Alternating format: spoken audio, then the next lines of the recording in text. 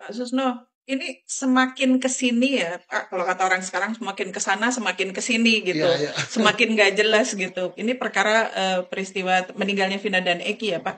Iya. Masih ada aja yang ngeyel, maaf ya Pak bahasa saya ya, Iya. ngeyel bilang ini tuh pembunuhan, bukan kecelakaan lalu lintas. Padahal bukti-bukti yang menyatakan bahwa ini adalah pembunuhan tuh sudah mulai rontok. Nih musim kemarau nih Pak, banyak yang Rontok. rontok-rontok nih. Gitu gimana sih Pak? Ya, kalau ini untuk dikatakan pembunuhan sudah tamat riwayatnya ya. Nggak ada lah. Semua terdakwa sudah menarik keterangannya di depan pengadilan, terakhir Sudirman. Kemudian semua saksi-saksi sudah menarik keterangannya.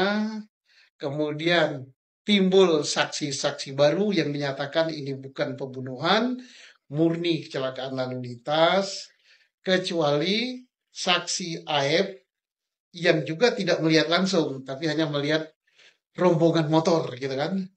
Dan itu pun dia orangnya udah nggak jelas di mana. Dan saksi mel-mel. Ya udahlah, saksi yang melihat langsung nggak ada, saksi mahkota, saksi-saksi fakta lain sudah mencabut keterangannya, dan bermunculan saksi baru juga. Jadi udah tamat ini, Loh tapi kecuali yang ngeyel ya. iya, yang berpendapat ini bukan orang biasa-biasa saja loh Pak, orang pandai dan cukup berpengalaman lah di bidang hukum Pak. Ya sebenarnya mereka tahu, dalam hatinya tahu ini kecelakaan, bukan pembunuhan. Jadi Tapi mereka pura-pura aja lah gitu. Kan pura-pura dalam dalam perang pura-pura nggak tahu. Tahu sebenarnya mereka dari raut mukanya aja kan udah kelihatan mereka tahu. Tapi mereka tidak tahu dampaknya ya. Apa dampaknya? Kalau tetap mempertahankan ini kecelakaan lalu lintas, mempertahankan ini adalah pembunuhan, khususnya hakim ya, maka nasib orang yang di dalam tembok penjara, kasihan itu anak manusia. Kalau polisi dan jaksa udah selesai dia, tinggal hakim gitu. Jadi janganlah ngeyel.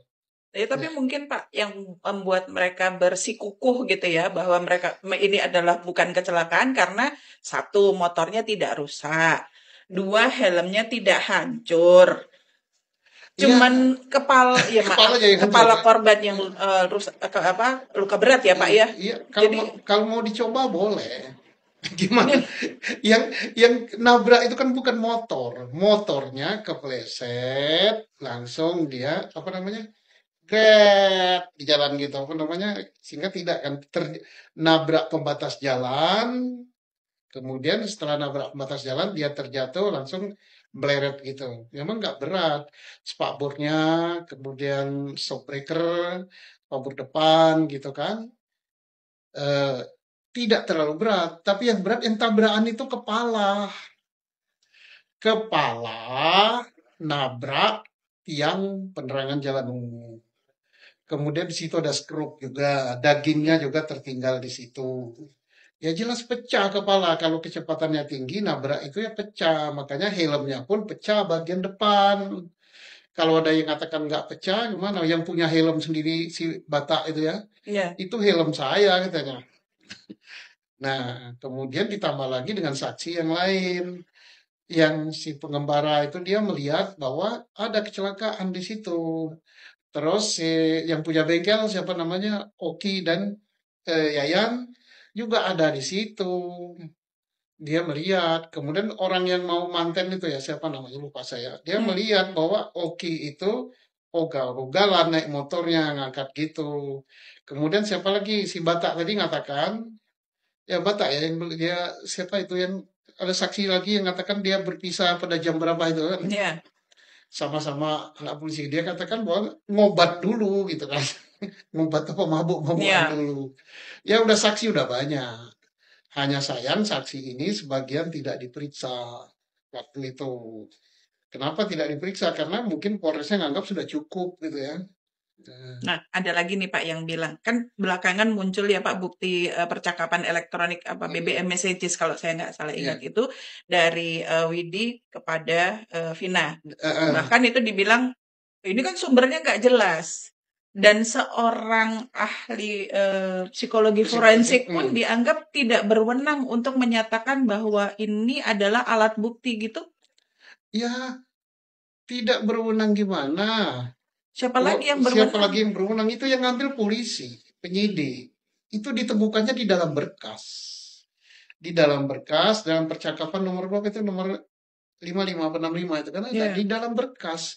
Dan daftar HP ada di berkas itu pada halaman daftar alat bukti, daftar barang bukti. Di situ ada HP nomor sekian, milik siapa, isi pembicaraannya apa. Jadi kan jelas sekali.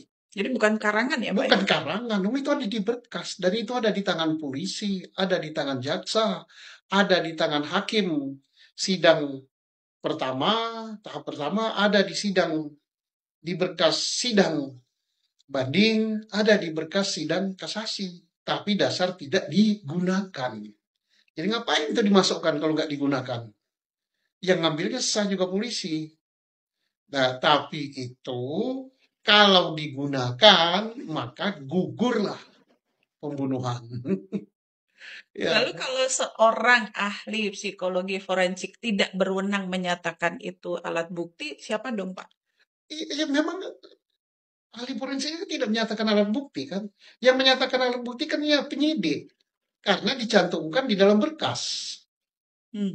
Kan sudah. Menyatakan bahwa itu sebagai alat bukti itu sudah terdaftar di dalam berkas. Di halaman daftar barang bukti.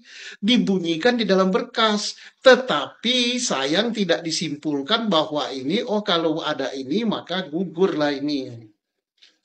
Jadi sudah, Jadi kita bukan tinggal baca. karang-karangan ya, Pak? Yang nggak ngarang, ngomong itu dari polisi kok, dari penyidik, sampai ke jaksa, sampai juga ke hakim. Tapi nggak tahu mereka nggak gunakan itu ya. Nah, terakhir Pak, katanya ada juga BBM messages dari DPO yang namanya Andi ya Pak, yang Hmm. katanya disebarkan ke Saka Tatal menyatakan bahwa atau mengajak untuk mencelakakan Eki. Itu gimana Pak? Ya itu BBM message ya, bukti elektronik yang dimasukkan dalam berkas. Kalau nggak salah ya, Ya. itu Pak Riza Indragiri menyatakan. Ada BBM dari orang namanya Andi. Andi ini DPO yang nggak ketemu, yang katanya fiktif kan. Ya, lalu kemudian dihilangkan. Kepada Sudirman. Yang juga ini meragukan gitu cara berpikirnya. Oleh Sudirman katanya kirim ke Saka Tatal dan lain-lain. Isinya itu ngajak mencelakakan. Dan isi BBM itulah yang dijadikan oleh jaksa, oleh penyidik sebagai pembuktian unsur berencana. Tetapi kalau kita telusuri, kata Pak Riza ya, kata Pak Riza, bahwa BBM-nya itu nggak jelas dari nomor berapa, milik siapa, kapan. Tidak ditemukan itu bukti itu. Tidak ada alat pendukungnya. Apalagi disebutkan itu BBM dari Andi. Andinya sendiri ini fiktif. Ya berarti yang tidak ada dibuat ada, yang ada tidak dipakai. Nah, tapi yang tidak ada dibuat ada ini kan hanya untuk membuktikan pembunuhan. Ya. Tapi kalau yang ada begitu dipakai, maka pembunuhan jadi gugur. Ya udah tamat lah ceritanya ini. Jadi sebenarnya yang mengada-ada atau yang sumbernya tidak jelas justru yang dari DPO Andi ini dong. Iya, itu udah gugur, itu nggak ada gunanya. Wong Andinya nggak ada, kemudian HP-nya juga nggak ada. Dari HP nomor berapa ke HP nomor berapa, tapi itu kena. Tapi perlu juga oleh tim khusus yang dibentuk oleh Kapolri, mengapa ada keterangan ini? Ya. Siapa yang menyisipkan ini? Maka celakalah dia yang telah mensisip-sisipkan. PR ya. Ya.